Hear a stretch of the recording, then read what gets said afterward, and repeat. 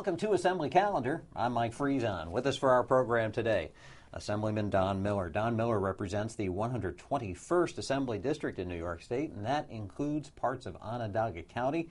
We want to thank you folks all throughout the county for joining us for our program today. And Assemblyman Miller, always a pleasure to be here with you. Thanks, Mike. We've got lots of catching up to do since our last program. The big news out of Albany is the state budget was passed, and this is really our first chance to sit down and chat about that rather momentous event. Now, let me ask you a couple things right off the get-go. This is described as an historic budget. It spends less than last year's budget. That doesn't happen too much. A lot of people are focused on the fact that this budget's on time, too. That's kind of almost a historic thing. That doesn't happen that often. But how about that concept of it spending less than the year before? I'm not so sure. We also have never had a federal stimulus package before, which sort of ballooned the budget for the prior budget year and the year before that.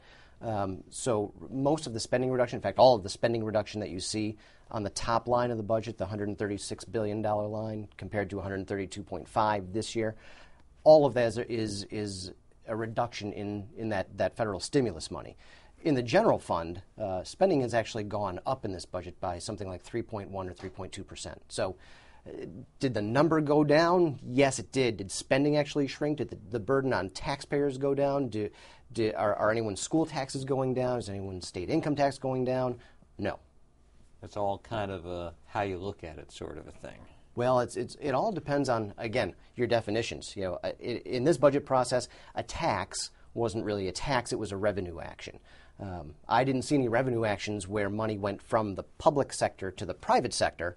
All of the revenue actions resulted in money going from the private sector to the public sector. I'm a pretty simple guy. To me, when that happens, when the state takes more money, that's called a tax. So a lot of it's in the definitions. Spending didn't really go down. We just lost some revenue from the federal government. Well, let me put it in a different context then, and we'll see how you react to this.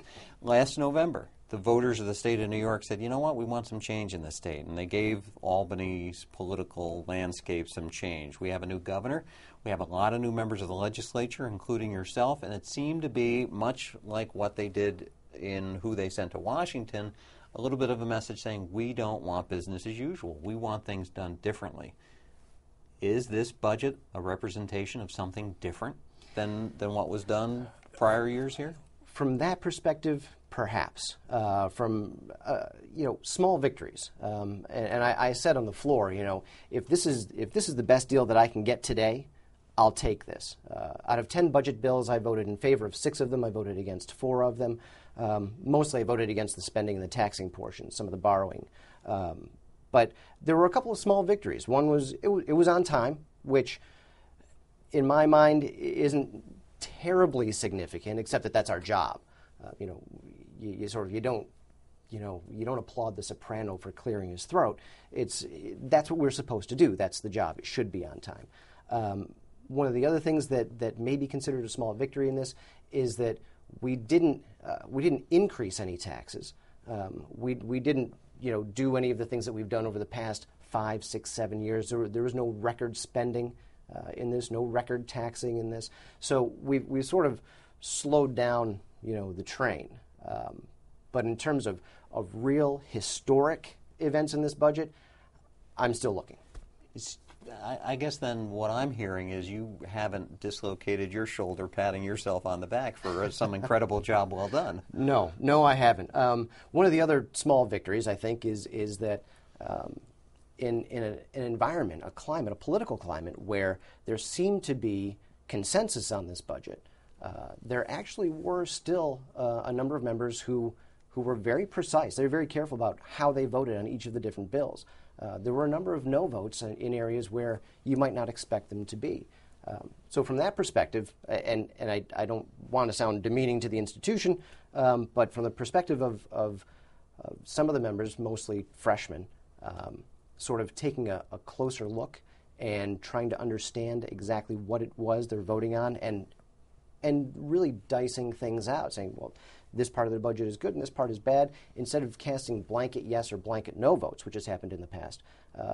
I think members were pretty careful this time. I'd say that's a victory. That's members paying attention, which sometimes they're accused of not doing, and taking that closer look and as you said, figuring it out and not being a rubber stamp as to what the leadership might tell them. Right, and I think that's good for constituents. I think that's good for families and employers back home. I think if I were, if I were a small business owner back in my district and I watched this process, that would be the thing that I would identify as the thing that's most hopeful for me. Well, you stood up during this budget debate, and it was a long debate, and there's several different bills that make up a budget bill. It's not one single bill. It's like 6, 7, 8 different bills, and they're all, like this big. You stood up at one point and talked about your private sector experience and talked about what New York State was doing in this bill for or against, depending on, again, on your perception, your point of view, to the business community by way of tax incentives, about trying to grow jobs and the private sector. Why don't we start by taking a look at some of your comments, and then we'll come back and we'll get a little more explanation on those comments from Don Miller. This is a difficult vote for a lot of people for a lot of reasons. There are almost $1 billion in tax credits in this bill, and I'm a private sector guy, and $1 billion in tax credits from the private sector perspective is a fairly poor excuse for a business-friendly environment. We need to get serious about changing where we are as a state. We're near or at the bottom in some of the most important indicators nationally: job creation, state spending, state taxing. We're at or near the bottom for these things. We need to take a look at this and say, okay, if this is the best deal I can get today, I'll take this deal. But tomorrow's coming. We need to actually impose caps on spending in this state. We need to stop taxing capital formation in this state. We need to stop providing disincentives, which is what we do. We need to stop providing disincentives for people to begin businesses and seek profits. Profits are not a bad thing. Profits are what are required to grow jobs. We need to stop providing disincentives for those things so that we can actually provide the education that we want to provide.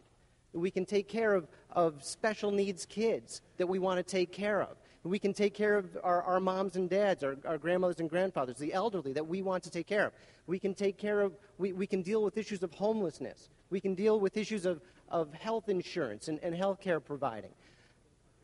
If we want to do those things, we need to recognize that these things, they need to happen together.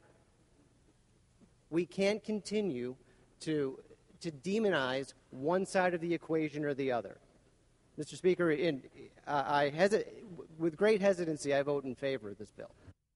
You're speaking to one of the great philosophical political debates you have here in Albany, and that's on business community and people succeeding and people doing well and then creating jobs so that other people have jobs and so forth. Yet across the aisle, the people that you were looking at on the other side of the chamber are all saying, well, why don't we just tax the millionaires and be done with it? That'll create the revenue we need in order to have all those programs for the poor and needy. Mm-hmm. Yeah, one of the things you notice from that clip is that I sort of ended sort of abruptly. My time ran out. What I was going to say next is exactly that, is that because a lot of the budget discussion on the floor had turned into a debate over the millionaires tax.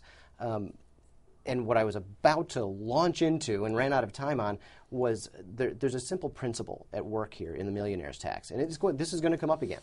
And that is this.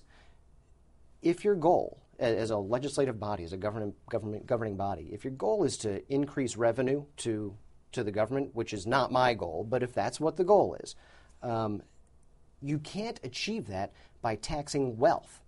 There's no real revenue in taxing wealth. If you want to increase revenue to state coffers, you need to tax productivity.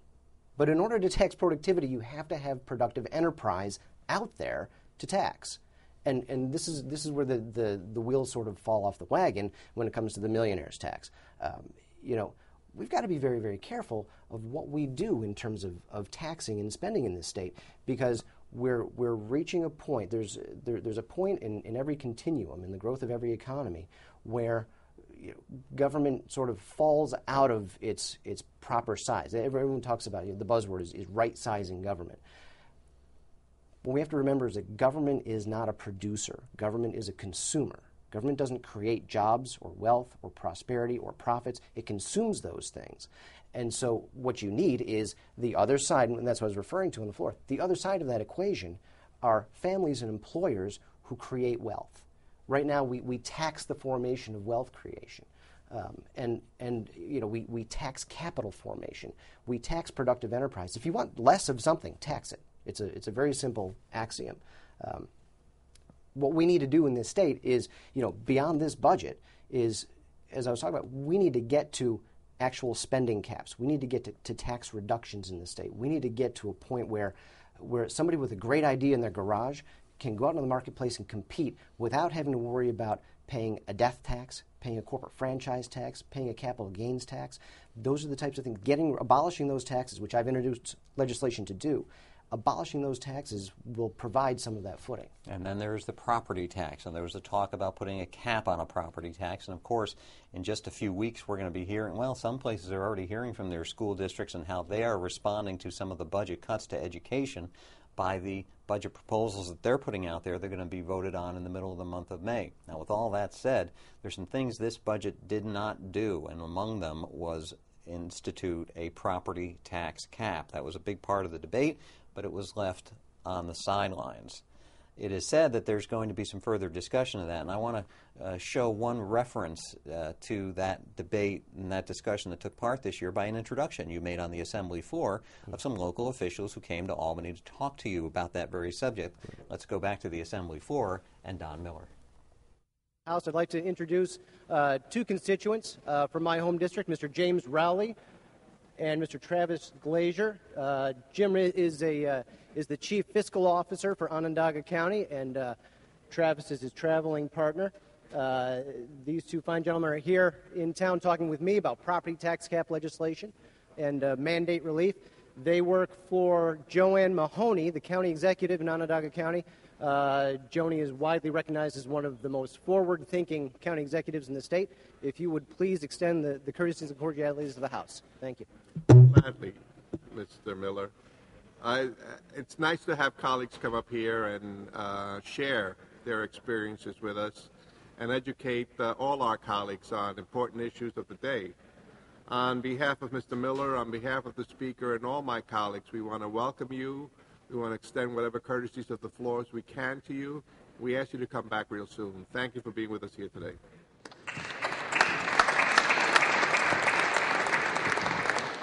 Kind of revelatory that the Speaker agreed property tax cap is one of the important issues of the day. Well, this was a huge issue in the budget. Two things that went very, very well in the budget as far as I'm concerned. One is that the governor had dropped in at the last minute the possibility of a 2% property tax cap. He'd also, we got rid of that, and we got rid of the millionaires tax out of this budget negotiation. I've introduced legislation, and I was actually talking with Mr. Rowley and Mr. Glazier about this legislation. I've introduced legislation for a 0% property tax cap that includes mandate relief in the same bill, and that's the key.